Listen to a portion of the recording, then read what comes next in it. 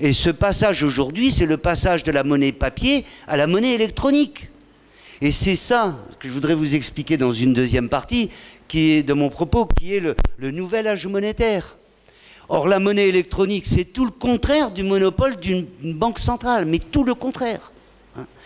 La carte de crédit classique, cette carte de crédit, c'est pas ça qui est intéressant, parce qu'avec cette carte de crédit, vous avez une puce qui n'est pas très intelligente. Mais il existe maintenant des cartes dans lesquelles vous avez une puce intelligente que vous pouvez recharger et avec laquelle vous pouvez être doté en signes décidés par quelqu'un d'autre, et puis utiliser ces signes en utilisant votre carte, en faisant des transactions sur le net.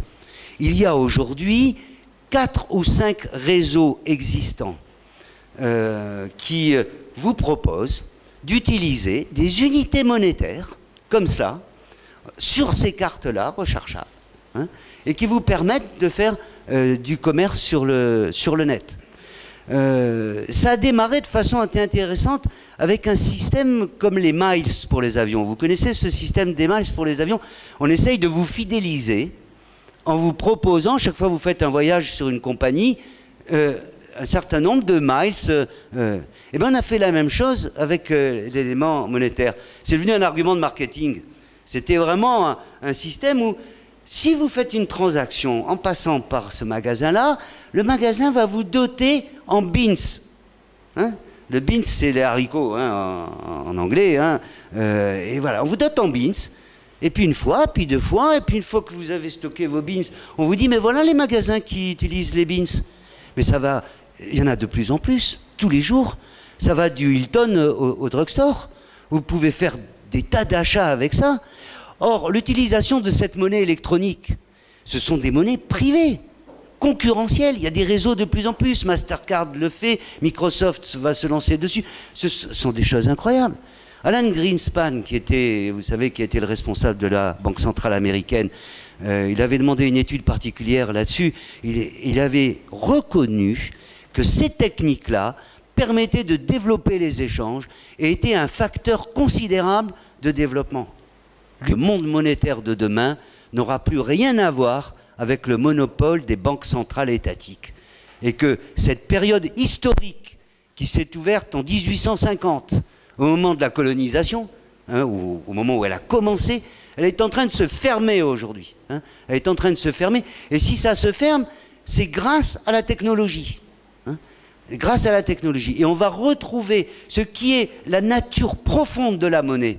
Un arrangement institutionnel spontané qui est l'origine du phénomène monétaire, comme le disait Karl Menger. Je trouve ça extraordinaire comme renversement. C'est le desserrement d'un étau étatique considérable qui devrait ouvrir des perspectives fantastiques. Des perspectives fantastiques. Quand vous regardez la croissance du e-business hein, et la façon dont ça se passe, et je trouve que l'Afrique a une chance formidable. C'est que vous en parliez, vous avez cette aptitude, parce que vous avez une jeunesse importante, vous avez cette aptitude à utiliser les instruments informatiques, les TIC, hein, de façon considérable, quoi. Vous n'êtes pas enfermé dans un système ancien, rigide. Écoutez, je crois que les modalités de paiement par téléphone portable, c'est en Afrique qu'elles se développent le plus en ce moment. Hein, je discutais l'autre jour avec un ami qui a travaillé longtemps au Congo, pourtant en République démocratique du Congo. Je vais vous dire, c'est un peu le bazar là-bas, mais ça marche super bien, le paiement par téléphone portable. Hein, et c'est un exemple de paiement électronique. Et un jour, ça va être une compagnie de téléphone qui va vous distribuer de la monnaie. C'est ça qui va se passer. Et c'est ça qu'il faut imaginer. C'est de la subsidiarité monétaire. On est capable, les individus, par leur volonté d'échange, par leur imagination, par leur technologie, de gérer les problèmes monétaires nous-mêmes. On sait quel est notre intérêt dans les échanges. C'est la subsidiarité monétaire. Hein.